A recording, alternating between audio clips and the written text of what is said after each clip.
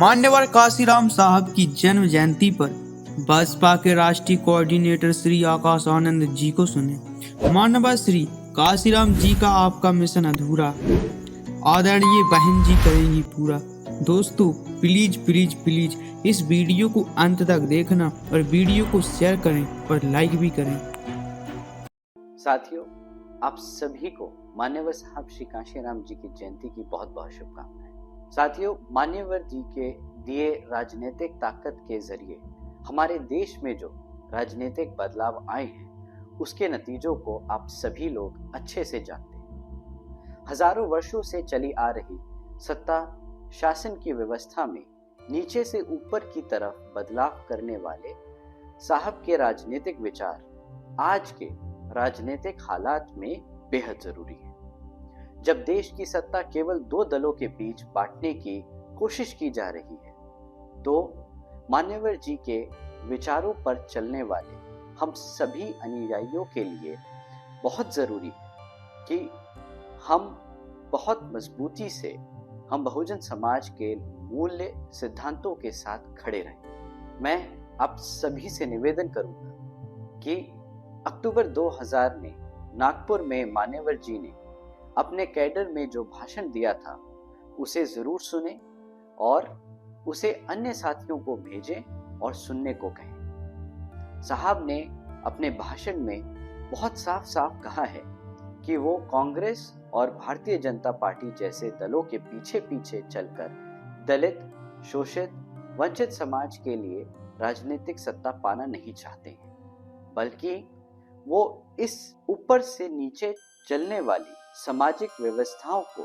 बदलने वाले हैं। और साथियों, साहब ने बदल दिखाया।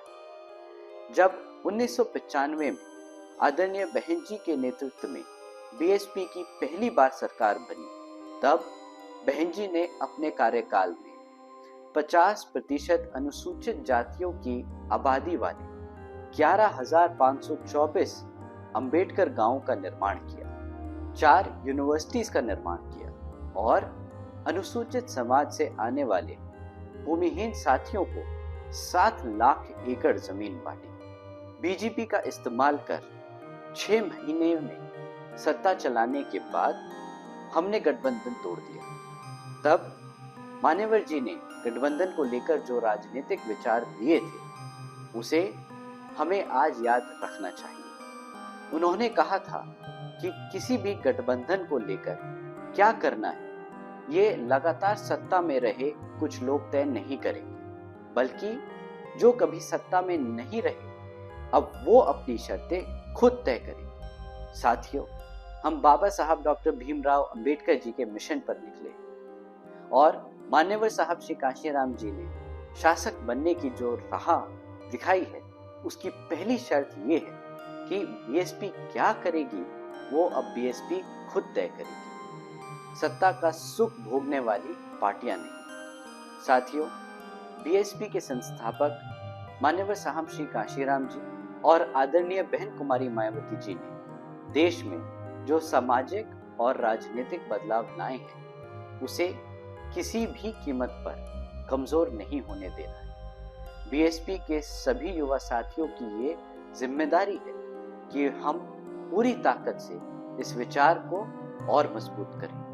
मान्यवर साहब के इस भाषण को सुने और संकल्प लें कि राजनीतिक हालातों से घबराकर सत्ता पाने की अपनी शर्तों से समझौता नहीं करेंगे। जय भीम, जय भारत, जय मान्यवर साहब काशीराम।